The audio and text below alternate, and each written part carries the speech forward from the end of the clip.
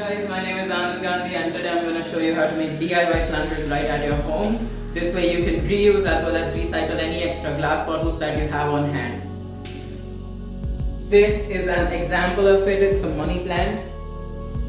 So without any further ado, let's go and dive into the video. I hope you like it. And the best thing about it is it takes less than 5 minutes to make this at home, and it adds us an amazing decor, as you can see.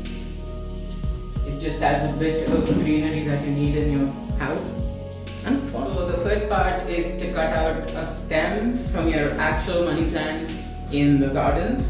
This can be anywhere between 1 to 2 feet, and the step is super simple. I just filled the bottles with water, and that's about it. The second part is you put the stem in the bottle filled with water, and this is how you make a planter right at your home. Taking care of these planters is super easy. You just change the water once a week, and that's it. That's about it. This is how you have greenery right in your house as decor, and it just looks good.